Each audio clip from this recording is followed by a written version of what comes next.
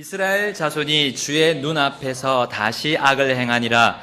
그들이 주의 눈앞에서 악을 행함으로 주께서 모압 왕 에글론을 강성하게 하사 이스라엘을 치게 하심에 그가 암몬과 아말렉 자손을 모으고 나와서 이스라엘을 치며 동나무 도시를 소유하였으므로 이에 이스라엘 자손이 모압 왕 에글론을 18년 동안 섬기니라. 아멘.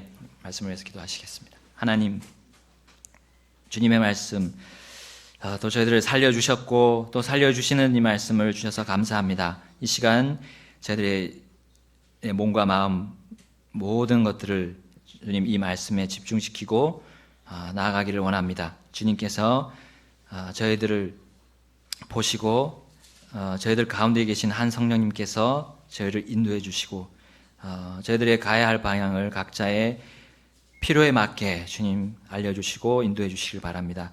예수님의 귀하신 이름으로 기도드렸습니다. 아멘. 앉아주시겠습니다.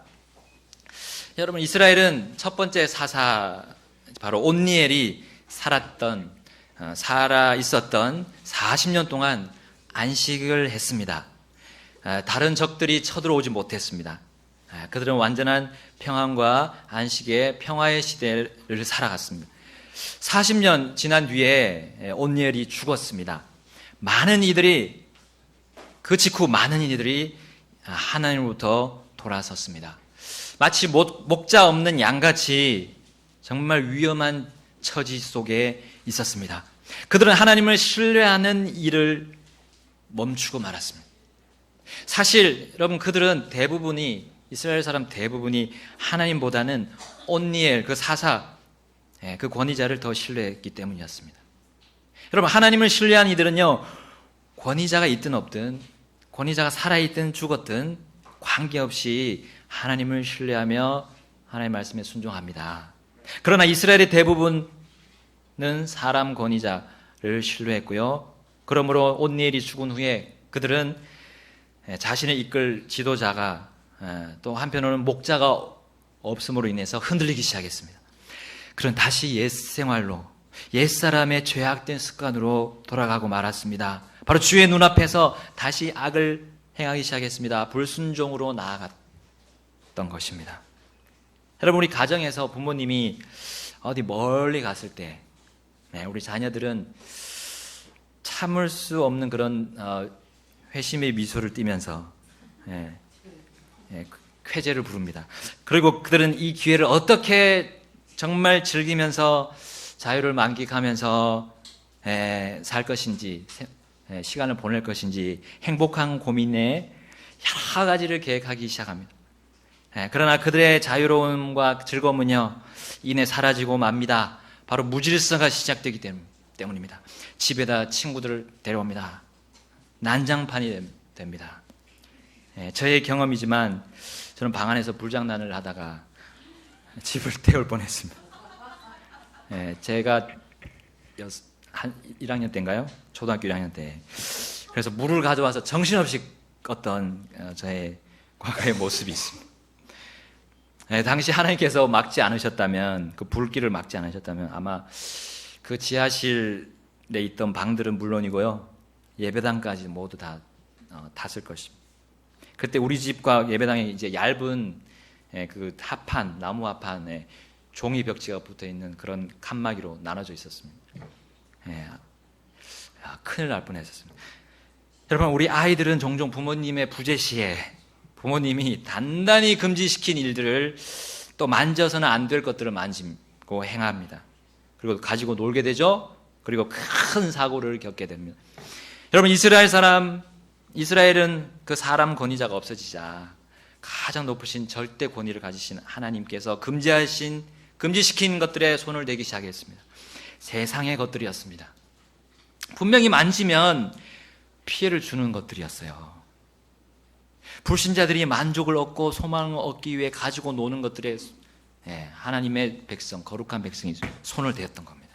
세상과 분리하기를 멈추고요, 세상과 친구가 되었습니다.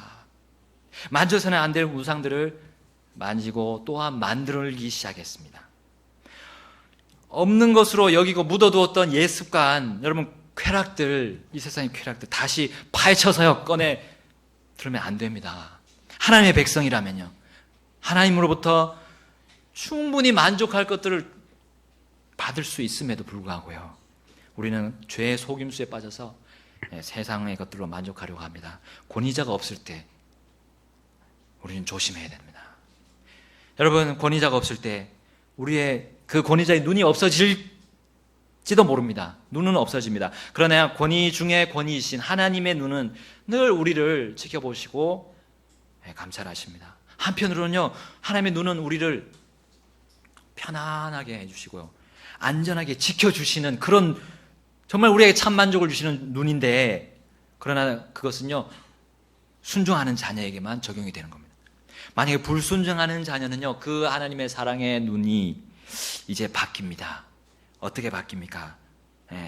이제 그 하나님의 눈이 두렵습니다. 공포스럽습니다. 왜냐하면 내가 하는 일을 다 보고 있어요.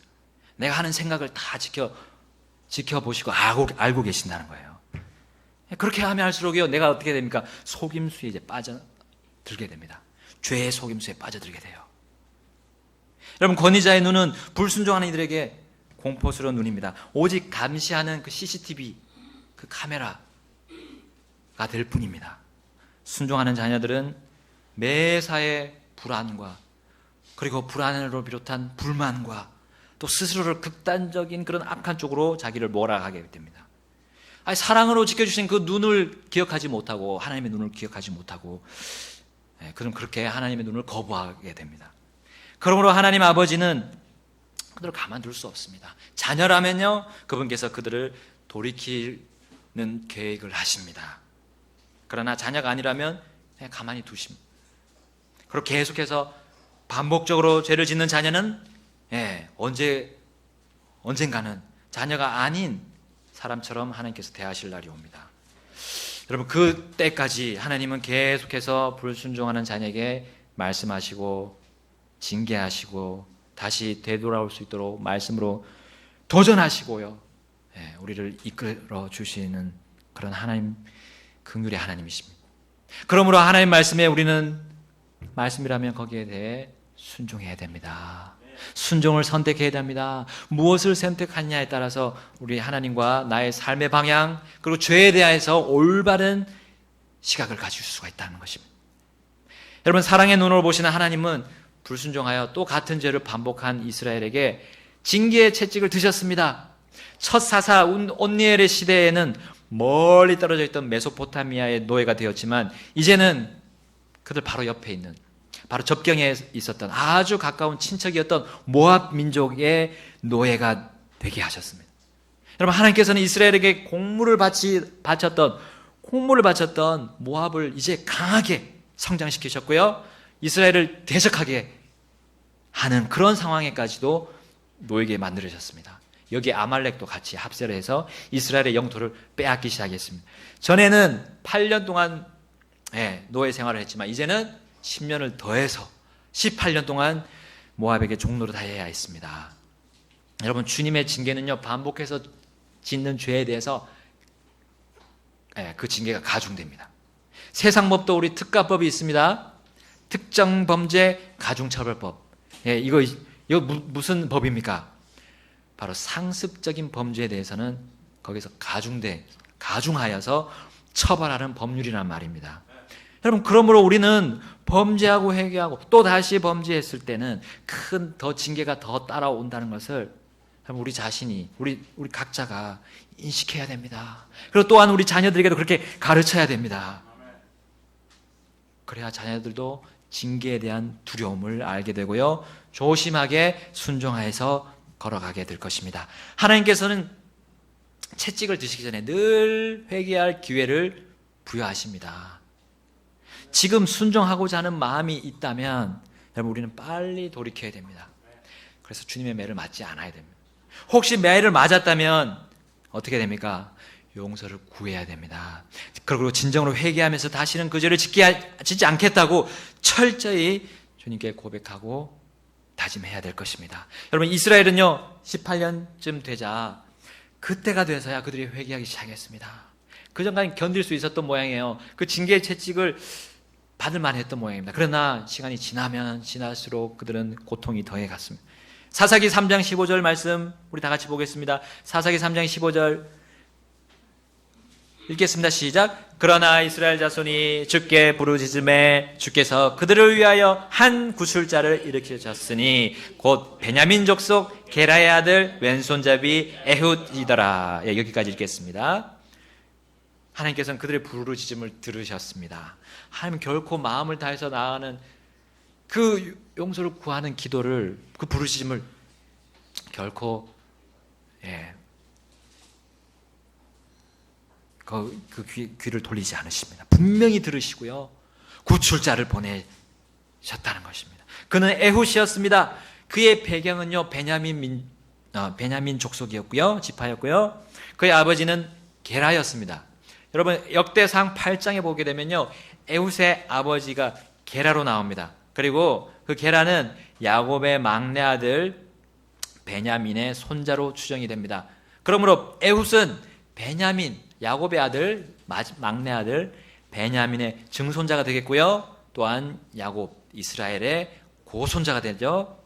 어찌되었든 온니엘은 어떤 순종하는 집안의 그런 분위기 속에서 자라왔습니다. 영적인 배경이 있었다는 겁니다. 그래서 에훗 역시도 베냐민의 증손으로서 그런 모든 하나님의 명령들에 순종하는 법들을 배워왔을 것입니다. 여러분, 그런데 그 배경도 중요하지만 그 순종을 배우고 순종함에 있어서 영적인 배경도 중요한 부분이 있지만, 결국 하나님은요 조상들의 순종이 후손들에게까지 그냥 자동으로 전달되는 그런 일은 없다는 것입니다. 그런 것은 하나님의 법칙이 아닙니다. 온니엘 자신이 그 순종하는 것을 배웠다면 자기가 그것대로 순종해야 했습니다. 여러분, 온니엘이 그랬듯이 에훗 역시도, 온니엘은 유다 지파였잖아요. 굉장히 영적인 집안에서 그런 자라왔는데, 에훗 역시도 부모님에게 대한 순종에 대한 가르침과 지시가 있었지만 그들 자신들은 하나님과 1대1의 관계를 통해서 순종을 해야 했던 겁니다. 순종하는 마음으로부터 순종을 해야 했던 겁니다. 여러분, 하나님께서는 온니엘을 불렀듯이 이제 에훗도 부르셨습니다. 바로 하나님의 백성을 구하는 일에 그를 사용하기 위해서였습니다. 에훗이 하나님의 부르심에 만약에 불순종했다면요, 하나님은 다른 순종하는 사람을 사용하셔서 그를 사사로 임명해서 이스라엘을 구출했을 것입니다. 그러나 에훗은 바로 하나님의 부르심과 명령에 응답했고요, 순종했던 겁니다. 그리고 하나님의 특별한 능력을 바로 에훗은 부여를 받았습니다. 여러분, 그의 순종의 능력이 얼마나 위대했는지를 오늘 살펴보겠습니다. 사사기 3장 15절부터 우리 16절 보겠습니다. 3장 15절 그 아까 뒷부분부터 읽겠습니다. 시작. 이스라엘 자손이 그를 시켜 모압 왕 에글론에게 예물을 보내니라. 그러나 에훗이 길이가 1규빗이고 양쪽에 나리선 칼을 만들어 옷 밑으로 오른쪽 넓적 다리에 그것을 차고. 여기까지 읽겠습니다. 일단 우리 에훗의 특징은 왼손잡이였습니다. 왼손잡이. 여러분, 보통 우리 동양에서는 자녀들을 가르칠 때 오른손이죠. 오른손을 가장 중심적으로 쓰는 손으로 그렇게 양육을 합니다. 그러나 에훗은 몇 안 되는 왼손잡이였습니다. 그때나 지금이나 왼손잡이가 많은 불편을 겪잖아요. 일상에서 불편을 겪습니다. 그러나 왼손잡이라 해서 불평하고 나는 정말 이 사회가 싫어, 왜 오른손잡이야, 이렇게 하면서 불평과 불만을 했다면, 이 에훗은 그는 그 상황을, 그 자신의 일상을 그리고 하나님의 부르심까지도 순종하지 못했을 것입니다. 그러나 그는 순종을 배웠습니다. 그 일상에, 그 자기한테 좋지 않은 불편한 그런 상황에서도 그는 계속해서 그 상황을 감수하면서 적응하려고 노력을 했을 것입니다. 불평하지 않고 자신의 상황에 적응하면 곧 그는 잘 살게 될 수 있었습니다. 뿌린 대로 거두는 것입니다. 하나님께서는요, 하나님의 법에서 떠나는 일이 아니라면 이 세상에 체계가 잡힌 그 원칙들 있잖아요. 그 상황들에 그냥 순응하면서 거기에 그냥 가면 되는 겁니다. 그게 맞춰서 가는 겁니다. 예. 순종하는 사람들은 그렇게 하나님이 정하신 법 안에서 이 세상에 조금 나를 좀 불편하게 하는 일이 있더라도 그냥 순종하면서 갈 것입니다. 그리고 하나님이 쓰시고자 할 때 그때 그는 또 순종해서 나아가서 하나님의 특별한 능력을 받게 될 것입니다. 여러분, 에훗이 바로 그러한 예가 되겠습니다. 사회와 국가에 대해 괜한 불평을 늘어놓게 되면요, 사람들은 저 하나님의 그 위대한 일에도 배제가 될 수 있습니다. 여러분, 하나님은 우리에게 그 어떤 상황도 대처해 나갈 수 있는 도구들을 주셨어요. 우리의 몸과 우리의 마음 안에 넣어주셨습니다. 성령님을 통해서 주신 것들, 성령의 은사들 우리 표현되고 있습니다. 나의 재능들, 나의 인품, 또 나의 성격들을 가지고 내가 하나님께 드린다면요, 그리고 순종해서 적극적으로 순응하면서 내가 나아갔을 때 하나님은 그것을 순종의 도구로 사용하실 것입니다. 여러분, 우리가 그 순종하는 마음이 필요합니다. 불평보다요. 자, 이제 이스라엘이 모압에게 공물을 바쳐야 될 날이 다가왔습니다. 그리고 이스라엘 자손은 그 공물을 가지고 갈 사람들 중에 에훗을 뽑게 되었습니다. 아마 장이었던 것 같아요. 그 공물 사절단의 장이었던 것 같습니다. 에훗은 드디어 하나님께서 기회를 주시는 때를 얻게 되었음을 직감했습니다. 그는 순종을 배우게 하신 하나님께서 자신을 사용하실 것에 대해서 기대해 왔습니다. 그리고 이 이스라엘, 이 억압을 받고 있고 압제를 받고 있는 이스라엘을 구출할 그때를 그는 기다렸을 것입니다. 그것이 누군가 궁금도 했을 것입니다. 근데 하나님은 자신을 부르셨고 자신은 그 속에 순종해서 나아갔을 때 하나님이 기회를 주셨거든요. 바로 곡물 사절단에 자신이 속하게 되었던 겁니다. 그리고 드디어 이스라엘을 구출할 날이 다가왔음을 그는 준비를 했습니다. 무엇을 가지고 준비를 했습니까? 양쪽에 날이 선 칼이었습니다. 1큐빗, 오늘 아침에 50cm 우리 들었습니다. 굉장히 단검이죠. 단검, 길진 않습니다. 그것을요, 오른쪽 허벅지에다가 찼습니다. 잘 가렸겠죠. 그걸 보이게 하면 안 됩니다. 보이게 하면 들키는 겁니다. 잡아서 곡물을 바치기 전에 그냥 죽겠죠. 그래서 딱 찼습니다. 그리고 그 왼손잡이의 역할을 한편으로는 소외받던 그 왼손잡이를 정말 사용할 수 있는 그 빛이 발할 그 날이 왔습니다. 여러분, 하나님께서는요, 그 왼손잡이가 빛을 발하면서 큰 공을 세울 그 지혜조차도, 그 능력조차도 그 순종한 에훗에게 주셨던 겁니다. 우리 그 사사기 3장 17절 보겠습니다. 사사기 3장 17절부터 22절 제가 읽겠습니다. 모압 왕 에글론에게 예물을 가져갔는데 에글론은 살이 많이 찐 자더라. 에훗이 예물 바치기를 마친 뒤에 예물을 메고 온 자들을 보내고 자기는 길갈 옆에 돌 뜨는 곳에서부터 되돌아와 이르되 오 왕이여, 내가 왕에게 은밀한 용건이 있나이다 하니 왕이 말하여 조용히 하라 하며 그 곁에 섰던 모든 자들이 그에게서 물러가므로 에훗이 그에게 갔는데 그는 자기만을 위해 소유한 여름 거실에 앉아 있더라. 에훗이 이르되 내가 하나님께 받아 왕에게 드릴 말씀이 있나이다 하며 그가 자리에서 일어나니 에훗이 자기의 왼손을 내밀어 자기의 오른쪽 넓적다리에서 칼을 빼서 그의 배를 찌르매 칼자루도 날을 따라 들어갔고 기름이 칼날에 엉김으로 그가 칼을 그의 배에서 빼지 못하였으며 오물이 나오더라. 여러분, 우리 한번 생각해 봅시다. 보통 여러분, 왕들은요 군사훈련을 받습니다. 어릴 때부터 전사의 그 훈련을 받습니다. 여러분, 모압 왕이 비록 살이 많이 찐 자라 할지라도 그런 어느 정도의 무술 실력이 있었을 것입니다. 오히려 살이 많이 찐 사람이 기본적으로 제가 봤을 때 그 유연성이 있는 사람들 많이 있더라고요. 오히려 유연성이 더 많습니다. 자, 그 유연성은 싸우는데 굉장히 좋은 무기가 될 수가 있거든요. 자, 결코 모압 왕이 1대1의 싸움에서 밀린다면 여기 에훗을 오라고 하지 않았을 것입니다.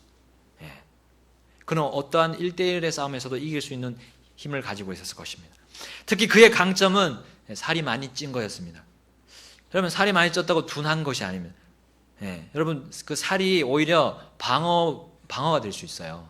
칼이 제대로 안 찔렸을 때는 칼을 튕겨낼 수도 있는 기능을 가지고 있잖아요. 예. 정확하게 못 찌르면 찔렀다 해도요 잘 안 들어가지 않습니다. 자, 오히려 그렇게 되면 역공을 당할 수 있는 그리고 보초병들을 불러서 에훗이 오히려 역공을 당할 수 있을 정도로 쉬운 상황은 아니었다는 겁니다. 그런데 여러분, 변수가 있었죠. 바로 대부분의 사람들이 오른손잡이였다는 것, 그리고 에훗은 왼손잡이였다는 겁니다. 에훗은 기니 할 말이 있다고 말하면서 모압 왕과 단둘이 만나기를 원했어요. 그리고 에훗은 혼자였고요.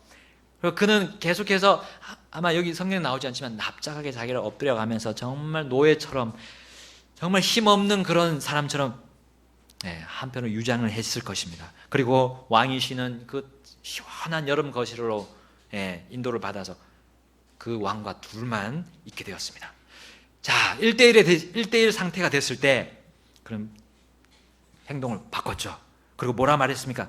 내가 하나님께 받아 왕에게 드릴 말씀이 있나이다 했습니다. 처음에는 하나님 이름을 얘기 안 했어요. 근데 1대1이 됐을 때 하나님 얘기를 했습니다. 모압 왕 에글론이 이게 지금 심상치 않은 것을 느꼈어요. 분위기가 이상한 거. 자, 그래서 자리에서 일어났습니다.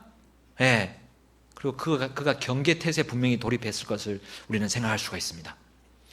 그때 에훗은요, 지체 없이 왼손을 내밀어서 오른쪽 넓적다리에 있던 칼을 꺼냈습니다. 그리고 바로 그의 살찐 배를 향해서 찔렀습니다. 여러분, 물론 성경에는 나오지 않지만요, 위장 공격을 해야 하지 않았을까? 오른손을 하면서 이렇게 왼손 했을 때 방어를 왼쪽으로 했을 거 아닙니까? 그 에글론이. 근데 오히려 역공을 했습니다. 왼손이 나와서 그의 오른쪽 배를 향해서 찔렀지 않았을까 하는 저는 생각을 해봅니다. 어쨌든 에글론의 무술 실력이 좋다는 그것의 그 가정에 의해서 그렇게 생각할 수 있습니다. 그리고요, 찔러도 잘 정확하게 안 찔러지면 오히려 튕겨 나올 수 있습니다. 여러분, 하나님은 그분의 계획하신 일이 쉽든지요, 어렵든지요, 그냥 순종하는 사람에게 놀라운 능력을 주신다는 겁니다. 여러분, 결코 에훗은 자신이 왼손잡이라는 특징을 이용하려고 하지는 않았을 것입니다. 여러분, 순종하는 사람은 오로지 자신의 강점, 약점, 그 모두를 의지하지 않습니다. 순종하는 사람은 자신의 강점을 자랑하지도 않습니다. 자신의 약점에 대해서 불평하지도 않을 것입니다. 오직 순종하는 사람은 자신의 모든 강점과 약점을 가지고 하나님이 쓰시고자 하는 그 도구로 사용하기를 하면서 그 자신을 내려놓게 될 것입니다. 하나님께서 쓰시도록 자신을 의지하거나 자신을 폄하하는 일을 하지 않는 사람이 바로 순종하는 사람입니다. 하나님은 그를 사용하셔서요, 하나님의 특별한 능력자로 세우시고 이스라엘을 구원하는, 또한 하나님의 구원의 사역에 우리를 쓰실 것입니다. 하나님은 그의 단점 혹은 약점이 될 수 있었던 왼손을 오히려 장점과 강점으로 바꾸셨던 겁니다. 순종하면요, 이런 일이 우리의 일상에서 벌어지게 될 것입니다. 오직 순종이요, 하나님을 신뢰하도록 도와줍니다. 순종이요, 우리를 승리하게 합니다. 에훗은 여기에서 멈추지 않았습니다. 지금 일이 다 끝난 것이 아니었습니다. 곧바로 그는 이스라엘 영토로 어떻게 해서든 빨리 도망가야 했습니다. 추격병들이 쫓아올 수 있었기 때문입니다. 이제 그는 문을 닫고요, 어떻게 빠져나가는지, 빠져나가는 능력도 하나님이 주셨던 것 같아요. 재빨리 빠져나가서 모압 군대들을, 그런 모압 군사들을 눈을 피해서 그는 왔던 길로 빨리 도망갔습니다. 여러분, 모압 군사들은 자신의 왕이 죽은 줄도 모르고 기다리고 있는 겁니다. 이상하게 왕이 안 나오지 않네. 그러니까 여름 거실에 있다 보니까 좀 주무시다가 이렇게 나오시지 않나, 이렇게 생각했을 것입니다. 근데 시간이 너무 흘렀어요. 왕이 그동안 해온 일상과는 다른 그런 휴식 시간이 너무 길어졌던 겁니다. 살이 많이 찐 모압 왕이었지만 결코 그의 삶이 게으르지 않았다는 것을 우리가 알 수 있습니다.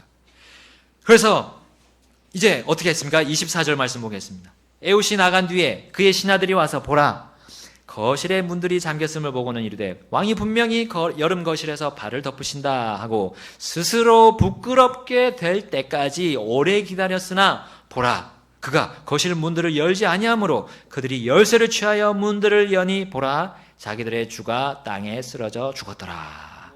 여기 스스로 부끄럽게 될 때까지 오래 기다렸다는 대목을 보십시오.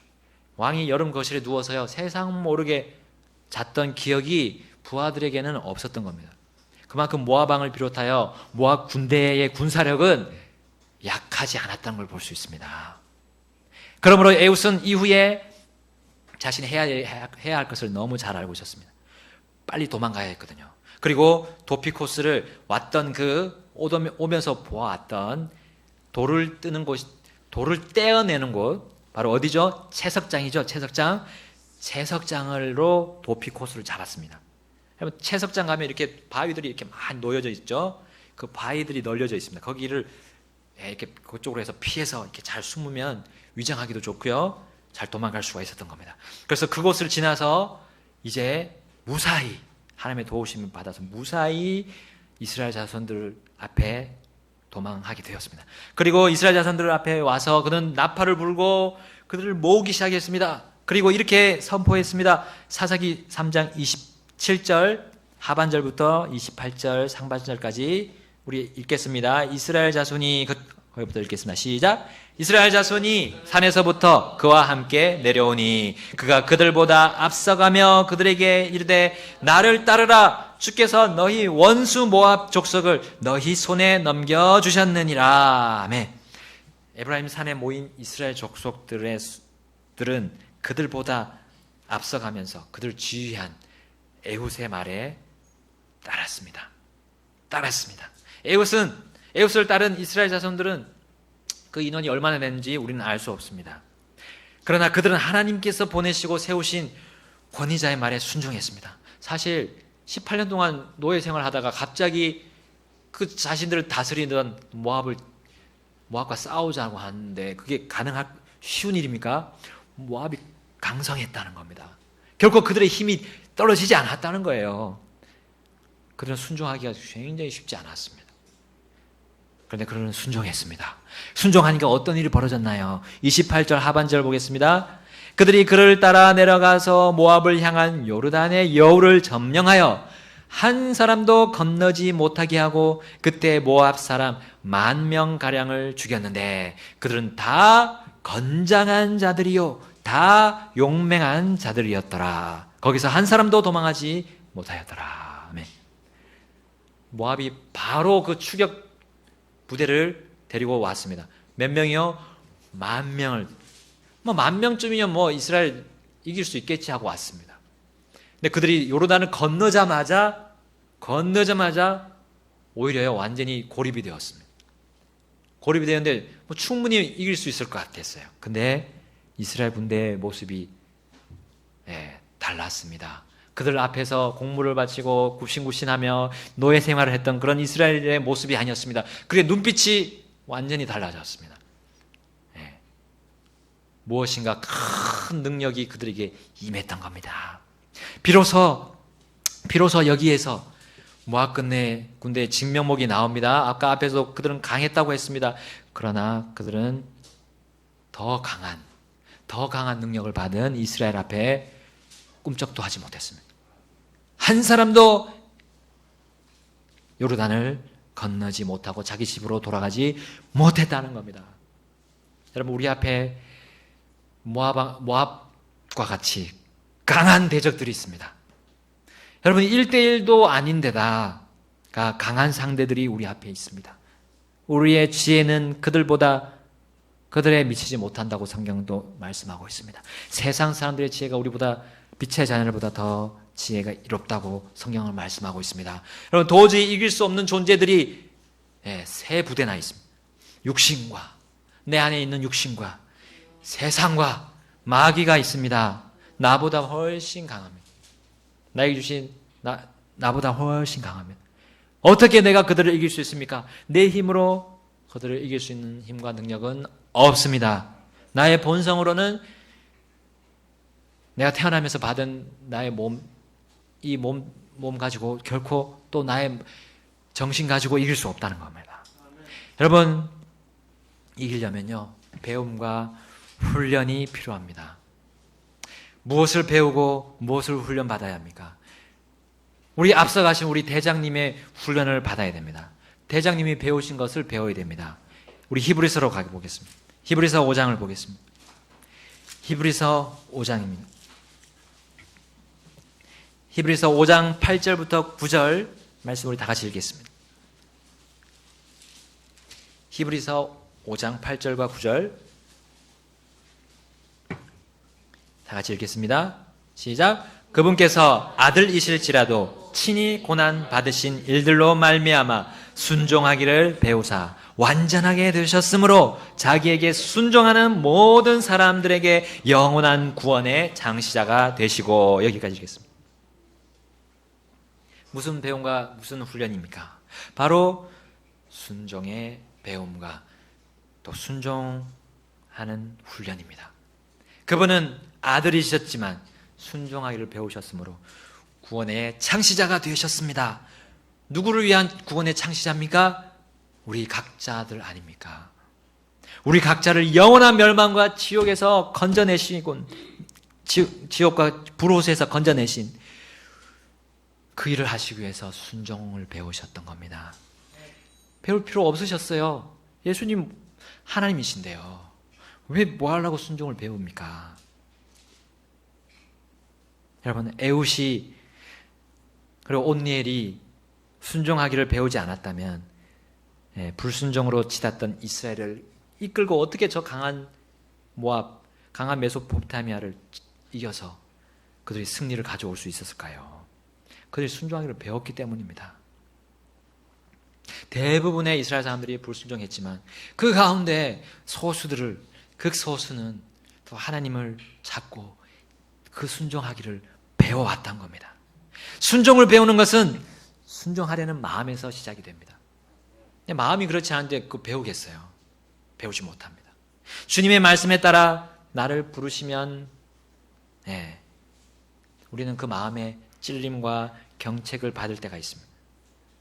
그러면 그것이 나에게 하신 말씀으로 믿고 하나님의 말씀 그대로 믿고 따르면 됩니다. 온전히 따르면 됩니다. 내 마음에서부터요. 내 마음에서부터. 에훗과 이스라엘은 순종하기를 배우며 전쟁을 향해 나아갔고요. 하나님이 가르쳐 주시겠다는 그 전쟁을 배웠습니다. 영적인 전쟁이죠. 세상과 마귀와 육신과 싸우는 전쟁을 하면서 무엇을 배웠습니까? 순종을 배웠습니다. 전쟁 기술을 배운 것이 아닙니다. 세상 처세술을 배운 것이 아니라요. 순종을 배웠습니다.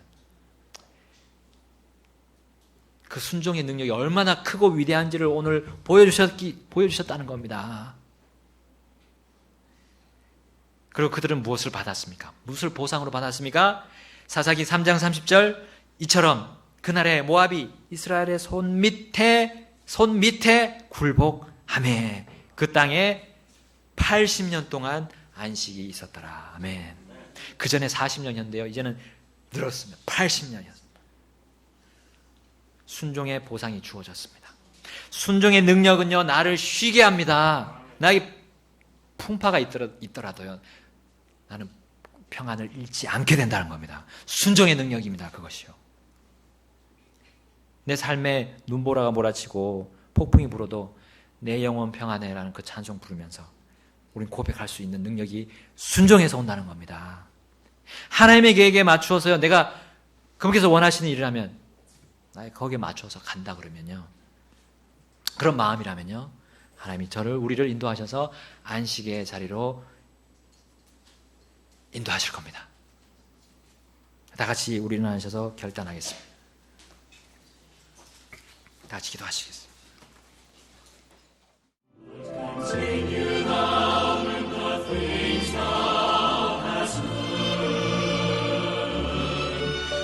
Continue thou in the things